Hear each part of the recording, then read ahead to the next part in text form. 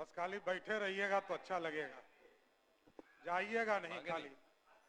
मांगे नहीं। आज बिहार विनियोग संख्या 2 विधेयक 2025 को स्वीकृति के लिए अध्यक्ष महोदय लगभग 10 माननीय सदस्यों ने अपने विचार रखे और 28 तारीख से ये सदन चल रहा है। महामहिम राज्यपाल के संबोधन के बाद हम लोगों ने 3 मार्च को राज्य में 2025-26 के लिए वित्तीय बजट का उपस्थापन किया और आज हम विनियोग के तौर पर एक तरह से चाबी लेने आपके बीच में आए हैं कि पूरा सदन की सहमति से चाबी मिले और बिहार के विकास की गति को हम आगे बढ़ाने का काम कर सके। आज बिहार में, देश में आदरणीय प्रधानमंत्री आदरणीय नरेंद्र मोदी जी के सबका साथ, सबका विकास, सबके विश्वास और सबका प्रयास और बिहार के लोकप्रिय मुख्यमंत्री आदरणीय नीतीश कुमार जी के संकल्प न्याय के साथ, विकास के साथ बिहार आगे बढ़ रहा है। इसमें इस बजट का अहम भूमिका होने वाला है। और आपको अध्यक्ष जी याद होगा, नीतीश कुमार जी के नेतृत्व में जब पहली बार, और आप तो उसके संयोजक ही रहे, 2004-05 का जो अंतिम बजट आया वो 23,885 करोड़ रुपया था और आज 2025-26 में जब 3 मार्च को हमने बजट पेश किया तो 3,17,000 करोड़ का बजट हम लोगों ने प्रस्तुत किया। हमारे भाई बता रहे थे और स्वाभाविक है, भाई को पूरा ज्ञान तो अभी बताना ही पड़ेगा कि चीजें क्या होती है। और आपको बताते हुए बड़ा ही स्पष्ट तौर पर बताना चाहता हूं, यहां बैठे हैं विजेंद्र बाबू, ये भी वित्त मंत्री के तौर पर रहे, उधर से भी आदरणीय सिद्दीकी साहब भी वित्त मंत्री के हैसियत पर रहे, लेकिन बिहार में पूरी तरह वित्तीय अनुशासन का काम, जो वित्तीय ढांचा है उसको सही रखने का काम किया गया। और जहां 2024-25 में जो अभी बजट चल रहा है, इसमें हम लोगों ने 1121 करोड़ रुपया राजस्व बचत का फैसला लेने का काम किया था। और इस बार यहाँ विजय चौधरी जी भी बैठे हैं, वित्त मंत्री रहे, और इस बार तो हम लोगों ने और इससे बढ़कर 2025-26 के लिए राजस्व बचत का 8,831 करोड़ रुपया रखने का लक्ष्य रखा है। कहां वित्तीय उल्लंघन कहां हो सकता है? और आपको बताना चाहता हूं, पता नहीं कहां से हमारे पूर्व मुख्यमंत्री और हमारे विरोधी दल के नेता ने कहां से स्वरूप लाने का काम किया, पता नहीं। मैं बता रहा हूं और इनको जानना चाहिए, अच्छी बात है, जानना चाहिए। आपको जानकर आश्चर्य होगा कि पिछले 2 बजट में भी हमारे यहां 22-23 में लगभग 98% राशि हमने खर्चा किया, 98%। और पिछले वित्तीय वर्ष में भी 97% राशि खर्चा किया। और जिस तारीख को मैं बजट ला रहा था, 3 मार्च को जब बजट ला रहा था, तब का आंकड़ा मैं बता रहा हूं, 84% राशि खर्चा कर चुके और एकदम आश्वस्त करते हैं पूरे विधानसभा को, इस बजट में भी 98 से 99% राशि बिहार सरकार खर्चा करने का काम है। और इनको थोड़ा आईना दिखा देता हूं, भाई ये समान है, बहुत छोटे हैं। 2001-2 में क्या बजट का स्थिति था पता है आपको? पूरे बजट का मात्र 23% राशि खर्चा होता था, यही बिहार था।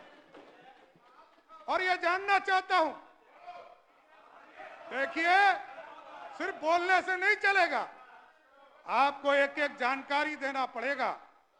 सिर्फ मैं नहीं बोलता हूं, ये कोई मेरा लिखा हुआ नहीं है, ये सरकार का रिपोर्ट है।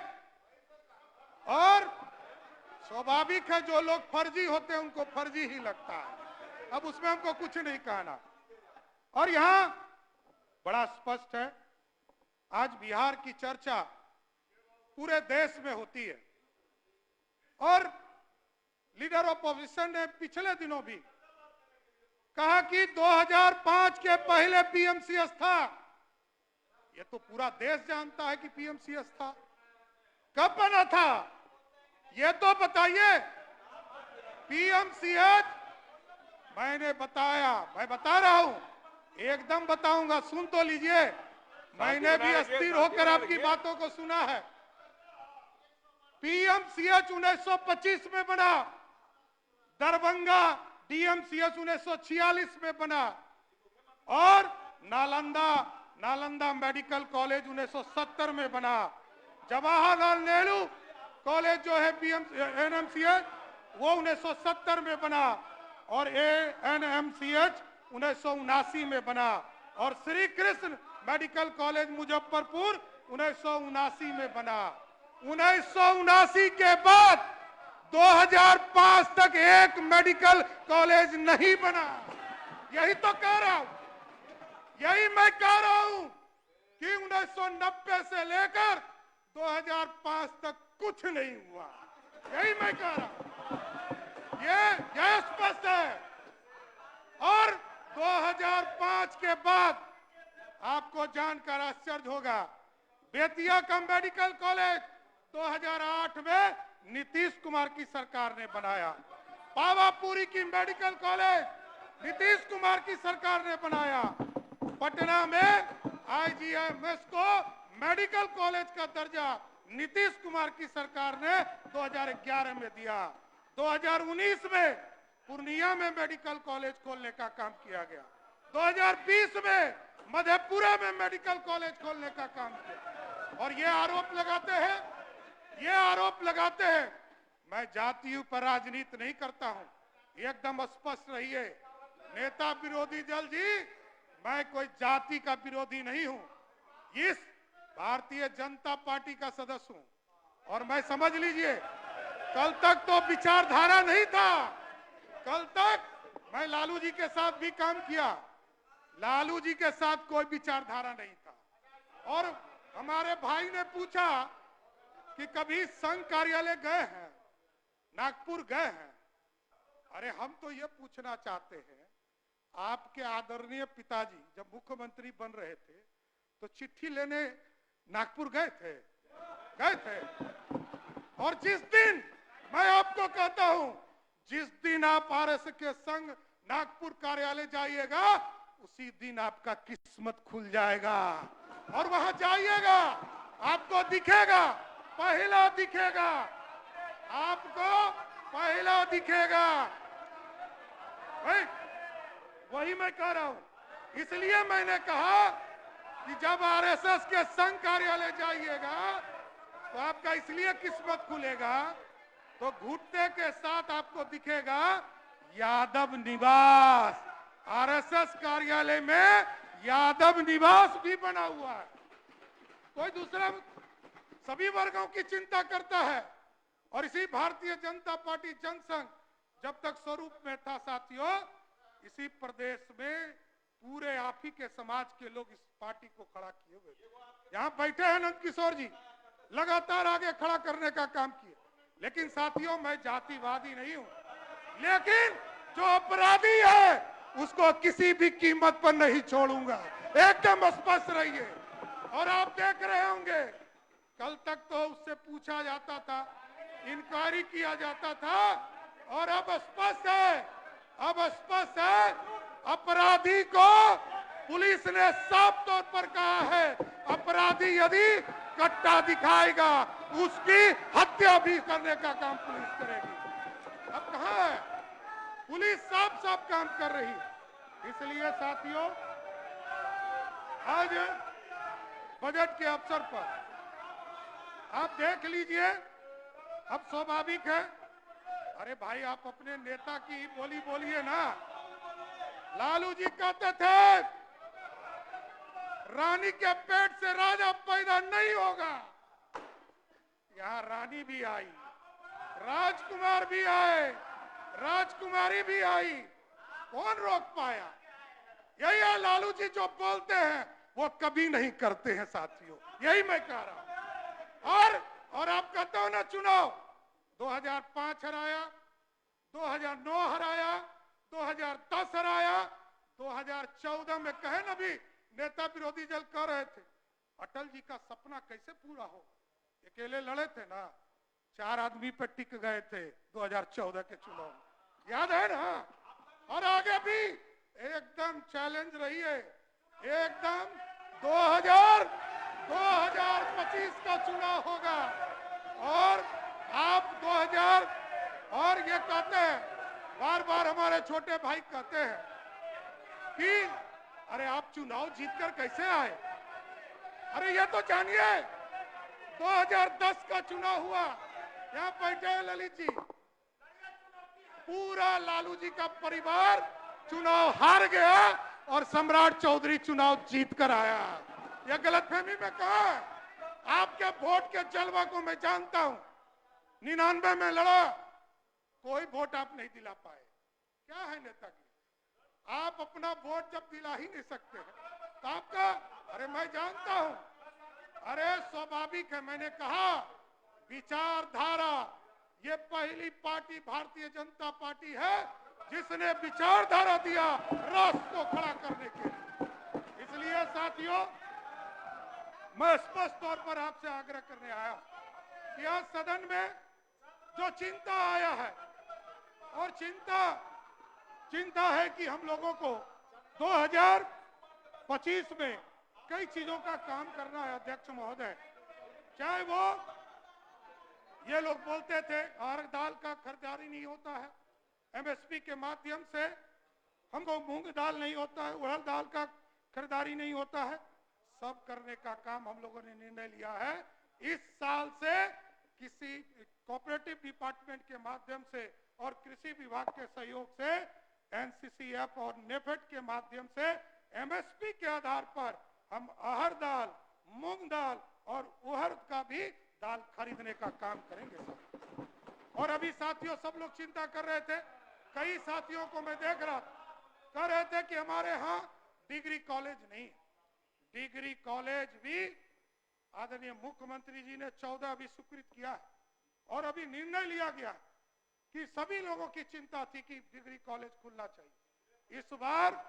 इस बार हम लोग ने तय किया है कि हम 350 डिग्री कॉलेज पूरे बिहार में खोलने का काम करेंगे, यह स्पष्ट तौर पर और स्वाभाविक है। और अभी चिंता कर रहे हैं कि नौकरी। अरे हम लोगों ने तो 7 निश्चय पार्ट 2 में, जहां 1990 से लेकर 2005 तक इस प्रदेश में 94,000 लोगों को सरकारी नौकरी मिली। आदरणीय नीतीश कुमार जी के नेतृत्व में 2005 से लेकर 2020 तक 7.5 लाख लोगों को नौकरी दिया गया। और अब निश्चय पार्ट 2 में अब देखिए इन लोगों का 2 चीज है। ये लोग कहते हैं कि तेजस्वी जी उप मुख्यमंत्री थे, लेकिन मैं ये जानना चाहता हूं कि बिना मुख्यमंत्री के सहमति के सम्राट चौधरी, विजय सिन्हा दोनों उप मुख्यमंत्री है, दो गो। वो तो बेचारा 1 गो थे, हम तो 2 गो हैं। हम लोग भी जब तक नीतीश जी सहमत नहीं होंगे एक भी लोगों को नौकरी नहीं दे सकते। कहां गलतफहमी में है? इनको तो कोई पावर नहीं था। ये बेचारा पथ निर्माण मंत्री थे, शिक्षा मंत्री थोड़े थे, वित्त मंत्री थोड़े थे। अरे वित्त मंत्री के पास तो फाइल आता भी है, इनके पास क्या जाता था? इनके पास ये 4 साल से नौकरी बांट रहे हैं। जब 4 साल उम्र था तब से जो घोटाला कर रहा है वो हम लोग को राजा हरिश्चंद्र के तरफ प्रवचन दे रहा है। अब समझिए क्या दुर्भाग्य है इस बिहार का कि जो आदमी 4 वर्ष की उम्र से बिहार को लूटता हो, वो आदमी राजा हरिश्चंद्र बनकर हम लोगों को समझाने का काम कर रहा है। यह दुर्भाग्य। और कोई किसी संस्कृति का भी विरोध नहीं करता। हमने ये कहा है 1990 से लेकर 2005 तक लालू जी सिर्फ नाच देखते रह गए, बिहार का विकास अधूरे ही रह गया। ये बात था। और सोचिए, देखिए, मैं तो राजनीति में आया। मैं जब राजनीति में आया क्या करें? तो लालू जी के अत्याचार से आया, कोई ऐसे नहीं आया। और लालू यादव से गांधी मैदान में माफी भी मंगवाया हूं, ये जानकर आपको आश्चर्य होगा। ऐसे नहीं आया हूं, ये गलतफहमी में मत रहिएगा। और उस समय की सरकार को माफी मांगना पड़ा और 25,000 रुपया, हमारा 2.5 लाख रुपया मेरे परिवार को देना पड़ा। ये है सरकार आपकी। आपकी सरकार को झुकना पड़ा ह्यूमन राइट्स कमीशन में, और ह्यूमन राइट्स कमीशन ने दंडित किया बिहार की सरकार को। तब झुकाने का काम लालू प्रसाद को तब भी किया था और आगे भी करूंगा। और जितना आप लड़िएगा, हमसे जितना लड़िएगा उतना हारिएगा, कंफर्म रहिए। अभी तो 8 गो उम्मीदवार दिए थे ना जी, क्या हल किया बिहार की जनता? 40 में 31 साफ कर दिया ना। जनता जानती है। अरे गलतफहमी में है बाबू। अरे जब पूरा परिवार हार गया तब जीत के आता हूं। गलतफहमी में आप हैं। अरे जब आपका पूरा परिवार हार गया तब भी जीत कर आया हूं। सुनिए, नहीं हो, ये पूरा जांच चल रहा है। देखिए, स्पष्ट है कि आज पूरे प्रदेश में आप बोले तो मैंने रोका नहीं आपको। लगातार सब्जी उत्पादन केंद्र खोलने का काम कर रहे हैं। और आज पूरी तरह बैठ जाइए ना। बिहार के विकास के लिए मंडप 1 घंटा बोलने के बाद भी इनको सहन नहीं है। देखिए, हम लोगों ने राज्य में प्रत्येक पंचायत में गरीब कन्या विवाह हेतु, ये तो कन्या विवाह मंडप का पूरी तरह व्यवस्था करने का काम किया। इसी तरह अध्यक्ष महोदय, वेंडिंग जोन पूरी तरह, वेंडिंग जोन में पूरी व्यवस्था खड़ा किया गया। सम्राट चौधरी जी ने हम पे आरोप लगाया कि हम 4 साल की उम्र में हम घोटाला कर रहे थे। अब बोले भाई, और आप संक्षेप में बोलिए ना, सरकार के जवाब। 4 साल की उम्र से हम घोटाला कर रहे हैं। उम्र मेरा 36 साल हो गया। 32 साल तक आप लोग कार्रवाई क्यों नहीं की?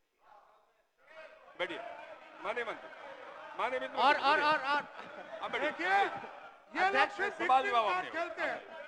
अध्यक्ष महोदय, लालू जी का परिवार सिर्फ विक्टिम कार्ड खेलता है। अब देखिए, इनका भी अनोखा खेल है। 1996 चलिए, 1996 में किसकी सरकार थी? देवगौड़ा जी देश के प्रधानमंत्री थे और पहली बार चार्जशीट हुआ लालू प्रसाद जी के। 1996 में चार्जशीट हुआ, जनता दल की सरकार थी। और 1997 में जब जनता दल और राष्ट्रीय जनता दल यूनाइटेड अलग हुआ, तब भी देश में जब लालू जी जेल जा रहे थे, तब भी जनता दल की ही सरकार थी। तो फंसाने वाला कौन? फंसाने वाला कौन? फंसाने वाला कौन? अरे लोकतंत्र है। लोकतंत्र में तेजस्वी जी, ये लोकतंत्र है। और लोकतंत्र में आरोप लगाया जा सकता है। लोकतंत्र में आरोप लगाया जा सकता है, लेकिन लोकतंत्र में प्रूफ करने का काम सीबीआई ने किया। और सीबीआई उस समय की तत्कालीन सरकार के पास, जब देवगौड़ा जी और इंद्र कुमार गुजराल जी, ये लोग कहते हैं, अरे भैया आप सोचिए, बिहार में आज से सरकार चल रही है, कितने लोगों पे कार्रवाई हुआ, लेकिन इन लोगों की चिंता है सिर्फ विक्टिम कार्ड कि हमको बीजेपी के लोगों ने फंसा। अरे बीजेपी है क्या? ना 3 में ना 13 में तुमको सजा तो कोर्ट ने दिया और ये पहला दुर्भाग्य होगा बिहार के लोकप्रिय सरकार के लिए कि कोई सिटिंग मुख्यमंत्री को जेल भेजा गया और सजा दिलाने का काम। अब विरोधी का काम है अपने मुद्दों को उठाना, आपने उठाया, मेरा काम है जवाब देना। और यदि आप संतुष्ट नहीं है तो न्यायालय जाएंगे, हम पे कार्रवाई करा सकते हैं, हम कहां रोक रहे हैं। हम यदि गलत बोलते हैं तो हम पे कार्रवाई कराएंगे, लेकिन आप सोचिए न्यायालय ऐसे किसी को सजा नहीं करता। पंजीकृत तौर पर किसी को अपराधी घोषित किया गया, वो लालू जी का परिवार। इसलिए साथियों मैं स्पष्ट तौर पर आप बोल रहे थे तो रोका था आपको, बोले कभी नहीं रोका। मैं 5 मिनट में कंक्लूड करूंगा। मेरा मानना है बिहार के विकास के लिए चरणबद्ध तरीके से हम लोगों ने बस स्टैंड निर्माण की चिंता किया और यहाँ पर उद्योग मंत्री जी हैं। और आप सोचिए बिहार जैसे राज्य में जैसे ही एनडीए की सरकार होती है और जैसे महागठबंधन की सरकार है, फर्क तभी दिखना शुरू होता है। और आदरणीय नीतीश कुमार जी के नेतृत्व में लगातार काम बढ़ते रहे और 2005 से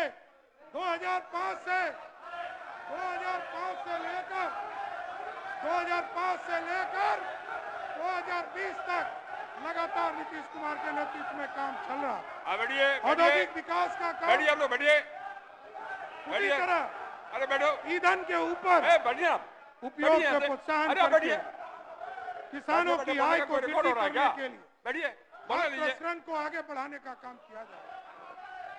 प्रमुख फार्मास्यूटिकल कंपनियों को एक पूरा एक नीति बनाकर आगे बढ़ाने का काम किया जा रहा है।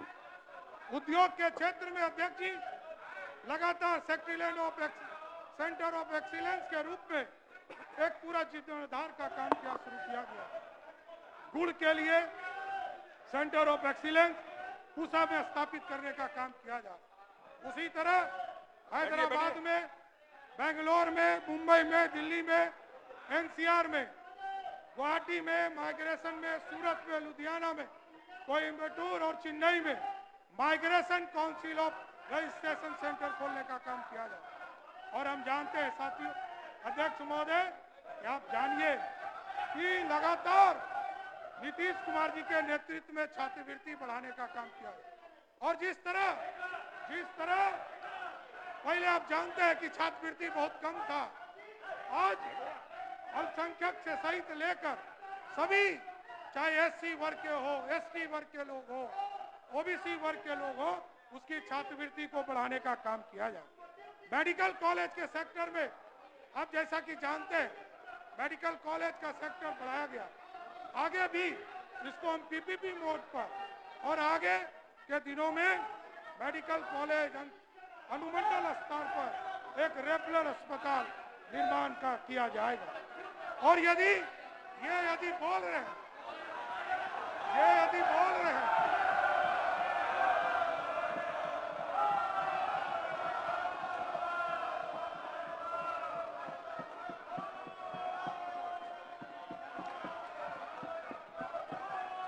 मैंने तो पहले ही कहा था अध्यक्ष जी,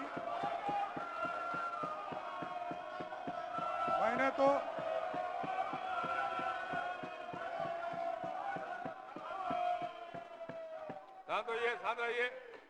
तो पहले ही कहा था अध्यक्ष जी, ये लोग को जाना ही है क्योंकि ये लोग जवाब नहीं सुन सकते। अब स्वाभाविक है, अब वो छोटे हैं तो हम लोग क्या कर सकते हैं। हमारे कई सदस्यों को तुम ताम कर रहे थे पिछले दिन, एक भी सदस्य हमारा उनसे छोटा नहीं होगा इसकी गारंटी है, तब भी शर्म नहीं लगता है। दुर्भाग्य है लोकतंत्र का, नेता विरोधी दल हो गए, बड़े बाप के बेटे हैं, यही सोच कर आते हैं सदन। लेकिन आज मैं यही बताना चाहता हूं कि अध्यक्ष जी, निजी क्षेत्र को भी माननीय मुख्यमंत्री जी की सहमति हुई, निजी क्षेत्र से भी आपने देखा मैदानता को भी यहाँ पर आदरणीय मुख्यमंत्री जी ने जमीन देकर वहां पूरा एक हॉस्पिटल खड़ा करने का काम किया। और अभी आदरणीय मुख्यमंत्री जी की सहमति हुई कि जो पूरे विश्व स्तर का संकरा नेत्रालय हॉस्पिटल बनाने के लिए भी बिहार सरकार ने 1 रुपया पर उसको जमीन देने का काम किया। और आगे भी अभी बोल रहे थे, सुने नहीं पढ़े नहीं, बेचारा बिना पढ़े आ जाते, हम लोग क्या करें अध्यक्ष जी। अब लोक स्वास्थ्य प्रबंधन संवर्ग उसी दिन 3 तारीख को ही मैंने घोषणा किया कि सरकार इसको अगले इस वित्तीय वर्ष में इसको करने जा रही है, लेकिन वो पढ़ते ही नहीं बेचारे, हम क्या करें। अब सिर्फ उनको जो ठीक कहा जनक जी ने, जो लिख के हाथ में दे देता उसी को पढ़ने आ जाता, लेकिन जानकारी रिसर्च तो क्या करेंगे भी, लालू जी रिसर्च करिए नहीं पाए, ये क्या करेंगे। लेकिन दुर्भाग्य है बिहार की राजनीति के लिए कैसे लोग भी विरोधी दल में बैठे हैं और लिटरेसी रेस के बारे में लोगों ने चर्चा किया, गरीबी के रेट के लिए चर्चा करने का काम किया। और अब सोचिए यदि विकास नीतीश कुमार जी के नेतृत्व में नहीं हुआ तो जो बिहार खटारा था, जो वो बोलते हैं, जिसको उनके पिताजी और माताजी ने खटारा बनाया था, उस बिहार को नीतीश कुमार जी ने 19 साल में जो 54% गरीब थे उसको 33% मतलब 21% गरीबी घटाने का माननीय मुख्यमंत्री हो जाएगा। सदन की सहमति से खत्म कर देते हैं। सरकार के उत्तर तक सदन की अवधि विस्तारित की जाती है। अध्यक्ष महोदय, एकदम स्पष्ट है कि नीतीश कुमार जी के नेतृत्व में लगातार विकास को आगे बढ़ाने का काम किया जा रहा है और बजट के आकार की चर्चा इन्होंने किया। इनको पता ही नहीं, बजट में किताब में हम लोगों ने स्पष्ट तौर पर बताया भी है कि देखिए रेवेन्यू, केंद्र सरकार से हमें रेवेन्यू लगभग 1,38,000 करोड़ रुपया अगले वित्तीय वर्ष में हमको मिलने जा रहा है। उसी तरह केंद्र प्रायोजित योजना में लगभग 45,000 करोड़ रुपया हमें प्राप्त होने जा रहा है। केंद्रीय वित्त आयोग के माध्यम से हमें ग्रांट के तौर पर लगभग 9,204 करोड़ रुपया, मतलब सिर्फ भारत सरकार के सहयोग के तौर पर 1,93,079 करोड़ रुपया सिर्फ भारत सरकार सहयोग करने जा रही है, जो मेरा हिस्सा है। और आदरणीय नीतीश कुमार जी के नेतृत्व में लगातार जो बिहार, मैं कहता हूं कि 24,000 करोड़ का भी बजट नहीं था, वहां पर आदरणीय मुख्यमंत्री नीतीश कुमार के नेतृत्व में अपना संसाधन लगभग 68,000 करोड़ रुपया हम लोगों ने बढ़ाने का काम किया और आगे भी इसको बढ़ाने का, जनरेट करने का काम उद्योग के क्षेत्र में आदरणीय मंत्री हमारे काम कर रहे हैं, पूरी सरकार नीतीश कुमार जी के नेतृत्व में काम कर रहे हैं और 1,80,000 करोड़ रुपया का एक पूरा हम लोगों के साथ MOU साइन किया है और लगभग 70,000 करोड़ को भी हमने सहमति भी देने का काम किया है। लेकिन इन लोगों को विकास दिखेगा नहीं और दिखना भी नहीं चाहिए। इन लोगों को विकास दिख गया तो बिहार को लूट लेगा अध्यक्ष जी, ये भी बचा के रखना पड़ेगा और इसका बचाने का भी काम बिहार की जनता और इस सत्ता पक्ष के लोगों को करना पड़ेगा, क्योंकि उनका क्वालिफिकेशन वही है। एक तरफ कुशासन है और दूसरे तरफ सुशासन है। अब तय जनता को करना है कि 2025 में क्या फिर से एनडीए को 225 सीट देकर आदरणीय नीतीश कुमार के नेतृत्व में सरकार बनाने का काम। इसलिए ये लोग कहते हैं कर्ज, भारत सरकार हमें पूरे बिहार के विकास के इंफ्रास्ट्रक्चर के लिए, चाहे वो नाबार्ड का योजना हो या भारत सरकार के द्वारा जो विदाउट इंटरेस्ट लोन दिए जाते हैं, उसको भी लोग काउंट कर रहे हैं। अब दुर्भाग्य है कि इन लोगों को पहले जानकारी कौन देता है, ये अब खोजना पड़ेगा हम लोग कि ये जो जानकारी है ये पता करना पड़ेगा और पूरी तरह बिहार के विकास के लिए हम लोग प्रतिबद्ध हैं अध्यक्ष महोदय। और पूरी तरह हम लोग तो बड़ा गर्व के साथ, मैं तो सब लोगों के साथ काम किया हूं, लालू जी के साथ काम किया, कभी विकास की बात नहीं, और नीतीश कुमार जी के साथ काम किया तो सुबह से शाम हो और रात को भी फोन करके कहते हैं कि इस फाइल को देखते रहिए, सिर्फ विकास की ही चिंता करते हैं, कभी कोई दूसरा बात ही नहीं। कोई दूसरे बातों की चिंता ही नहीं करते और सिर्फ ये कहते हैं काम करते रहो। और ये लोग कहते हैं कास्ट सेंसस। अरे दिया क्या था ये तो बताओ। यही मुख्यमंत्री नीतीश कुमार जी हैं जिन्होंने लालू प्रसाद जी को जनसंख्या के आधार पर कहा कि सबसे बड़ी आबादी वाला जात है, इसको सत्ता में बैठना चाहिए। और 4 साल तब देखा इन्होंने कि पिछड़ों के साथ, दलितों के साथ, अति पिछड़ों के साथ जब अन्याय करने लगा तो नीतीश कुमार जी ने साथ छोड़ा और समता पार्टी का निर्माण किया। और आज भी नीतीश कुमार जी के नेतृत्व में लगातार काम बढ़ते जा रहे हैं। और आप सोचिए 2005 में इनकी सरकार बनती है, उसके पहले कोई आरक्षण दिया था क्या? चाहे लालू जी का राज हो, राबड़ी जी का राज हो, पंचायती राज का चुनाव होता था, नगर निकाय का चुनाव होता था, 1% न दलितों को आरक्षण, न अति पिछड़ों को आरक्षण, किसी वर्ग को आरक्षण। लेकिन जैसे ही नीतीश कुमार जी बिहार के मुख्यमंत्री बने 50% महिलाओं को आरक्षण दिया और एससी और एसटी वर्ग को आरक्षण दिया, अति पिछड़ा समाज को आरक्षण दिया। और मैं आज गर्व से कह सकता हूं सरकारी नौकरी में तो 35% का आरक्षण दिया ही।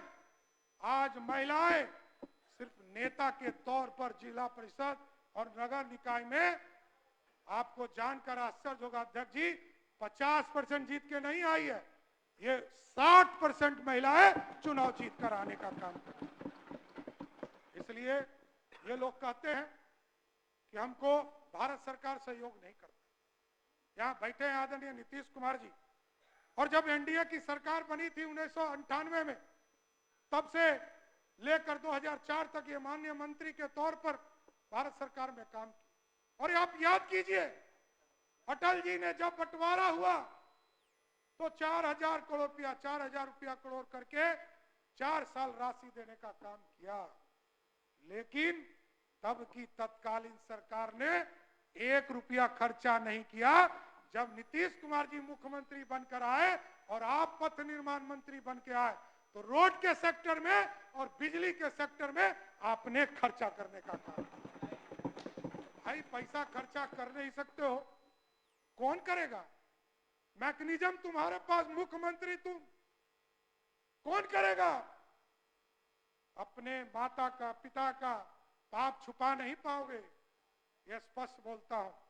और आपके पिताजी ने ही कहा है रानी के पेट से राजा पैदा नहीं होगा, तो ये लोकतंत्र है, यहां कभी राजा पैदा नहीं होगा सच। इसलिए अब पैकेज के तौर पर मैं बताना चाहता हूं अध्यक्ष जी, 2015 में आदरणीय नरेंद्र मोदी की सरकार ने लगभग 1,25,000 करोड़ रुपया बिहार को पैकेज के तौर पर दिया। और तब आपने देखा है, और 2024 में अभी पिछले वित्तीय वर्ष में कई हमारे ग्रीनफील्ड एक्सप्रेसवे बनाने के लिए 4 ग्रीनफील्ड एक्सप्रेसवे बनाने का निर्णय भारत की सरकार ने लिया, कई एयरपोर्ट बनाने का निर्णय लिया है, कई कॉलेज, मेडिकल कॉलेज के लिए हम लोगों को सहयोग करने का काम किया है। और जिस तरह मुख्यमंत्री जी आदरणीय नीतीश कुमार के नेतृत्व में और देश के यशस्वी प्रधानमंत्री नरेंद्र मोदी के नेतृत्व में नालंदा का गौरवशाली इतिहास लौटा, मोदी जी ने कहा है विक्रमशिला को भी पूरी तरह स्थापित करने का काम किया और लगातार पैकेज के तौर पर बिहार को स्थापित करने का काम किया जाए। इसलिए अध्यक्ष जी मैं ये जरूर आग्रह करूंगा कि हमारा जो विनियोग बजट है इसको स्वीकृत, सभी सदस्यों से आग्रह करूंगा आपके माध्यम से कि इसकी स्वीकृति देने का काम करें और आदरणीय नीतीश कुमार के नेतृत्व में आगे भी बिहार, और ये बार बार कहते हैं कि मैं 36 वर्ष का हूं, ये 74 वर्ष के हैं। मैंने उस दिन भी कहा था कि आपके पिताजी ने खटारा बिहार बनाया है, नीतीश कुमार जी ने आज मर्सिडीज चलने वाला बिहार बनाने का काम किया है। बहुत बहुत धन्यवाद। माननीय सदस्यगण, अब सरकार का उत्तर समाप्त हुआ। प्रश्न यह है कि बिहार विनियोग संख्या 2 विधेयक 2025 स्वीकृत हो। जो इस प्रस्ताव के पक्ष में है वे हाँ कहें, जो इस प्रस्ताव के विपक्ष में है वे ना कहें। मैं समझता हूं कि पक्ष बहुमत है, पक्ष